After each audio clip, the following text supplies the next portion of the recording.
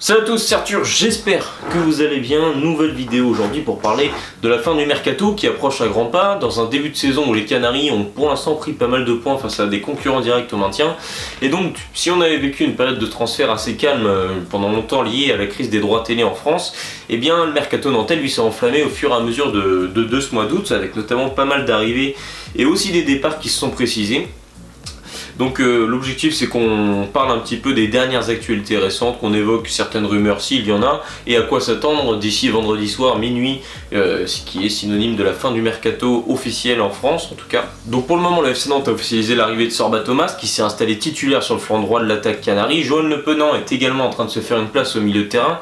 Plutôt un coup intelligent je trouve Johan Le Penant, jeune espoir, arrivé de Lyon et surtout une option d'achat à 2,5 millions d'euros pour un joueur qui a quand même une valeur qui à mes yeux un petit peu plus importante que ça. Je pense qu'il va faire un bien fou dans ce milieu de terrain nantais, même s'il faut encore qu'il muscle un petit peu son jeu, et c'est pour ça que Nantes est allé chercher un milieu un petit peu plus athlétique, qui est peut-être plus performant ou plus dans un registre à la Moussa Sissoko l'an passé.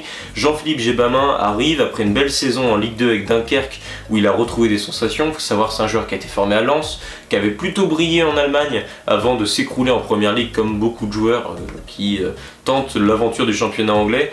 Et puis il était un petit peu, voilà, il était devenu un peu globe-trotter, il était passé en Turquie, il a eu des expériences à droite à gauche et ce retour en France l'a un petit peu assagi et lui a permis de vivre une belle saison avec Dunkerque, avec à la clé un maintien qui est quand même pas rien en Ligue 2 pour le club dunkerquois. Il avait été très bon et Nantes a donc tenté le pari Gbamin, un pari pour un contrat d'1 an, donc on sait qu'à la fin de la saison il sera déjà en fin de contrat, donc il faudra voir ce qu'on fait. Il vient vraiment pour nous prêter main forte là cette saison et pour certainement aussi offrir une solution alternative dans un milieu de terrain qui a quand même globalement été décimé cet été, et ça aurait pu être pire puisque Douglas Augusto et Pedro Chirivella étaient également prévus sur le départ au début de ce mercato.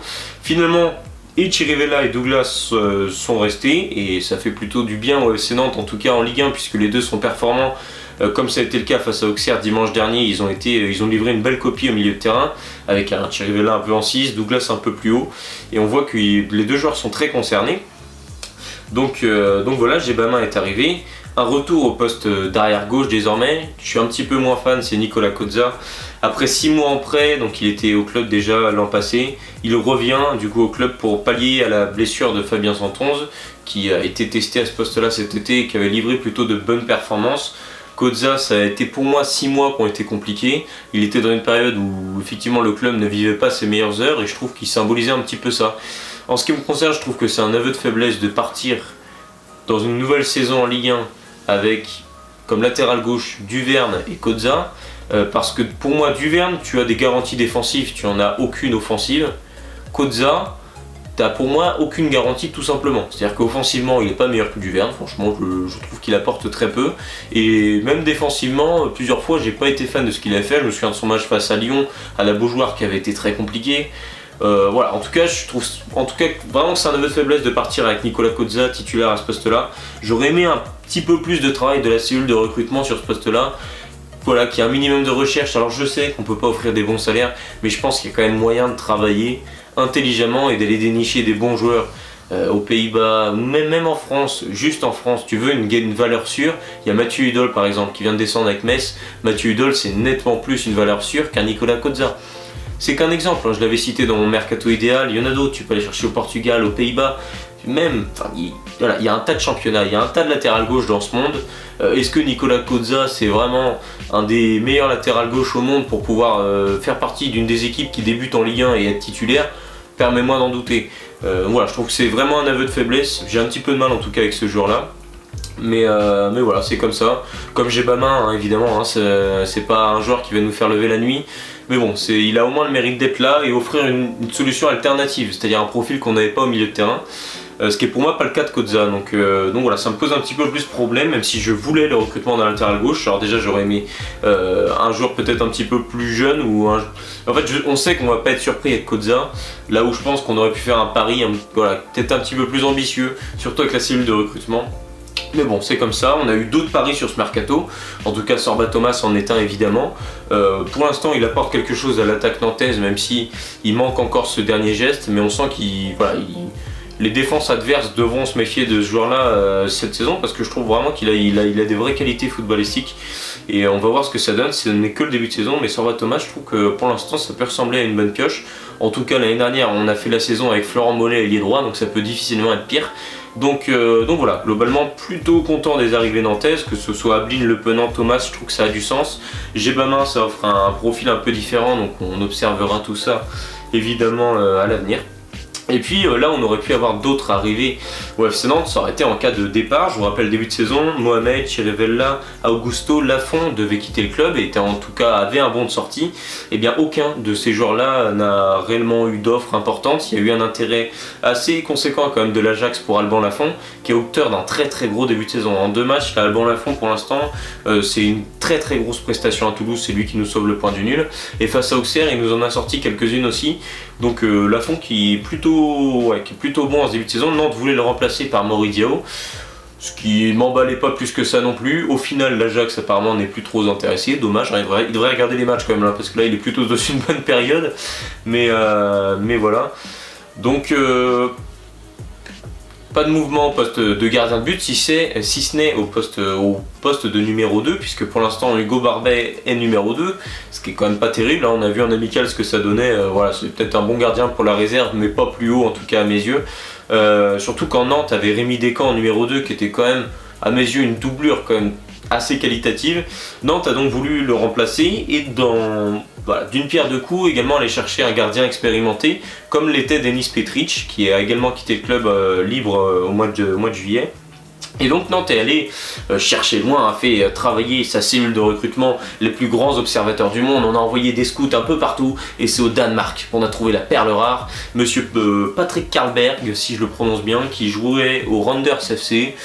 Bon, je vais pas vous mentir, évidemment je ne le connais absolument pas. J'adore le foot, je suis assez féru de foot, mais pas assez fou pour gâcher mes week-ends à regarder des matchs de la première division danoise. Bien que ça peut être un championnat intéressant par moment, en tout cas je connaissais pas du tout ce gardien. 32 ans, donc c'est un profil expérimenté, il y a une vraie volonté, en tout cas en cas de départ de Lafont, éventuellement d'aller chercher un jeune et donc qui soit accompagné par Karlberg. Ça va être dur de le prononcer toute l'année, hein. Mais en tout cas voilà, il y a une vraie volonté qu'il accompagne les jeunes. Je pense à Tom Mabon qui peut, voilà, ça peut lui faire du bien d'avoir un gardien expérimenté à ses côtés, bien que ce soit aussi une nouvelle aventure pour lui. Il n'a jamais joué en France, il a toujours voilà, évolué dans les pays nordiques.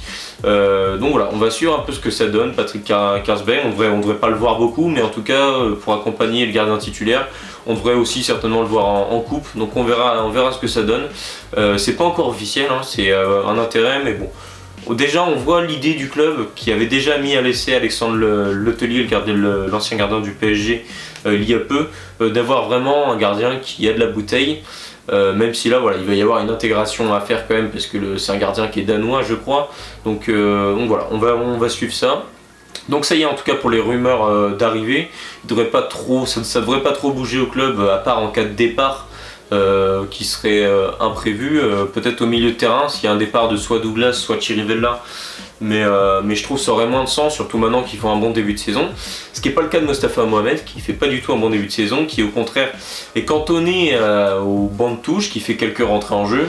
Quand on sait que c'est le goal leader égyptien qu'il a adoré en Afrique, dans son pays à la CAN, il a été performant, que beaucoup d'observateurs disent qu'il est au-dessus du niveau de Nantes, ce qui à mes yeux n'est absolument pas le cas. Je pense que c'est un vrai bon attaquant qui a des qualités, mais ça ne matche pas du tout avec Nantes. Alors soit il est mal servi, soit il a un trop gros caractère, je sais pas, il y a un petit peu de tout je pense.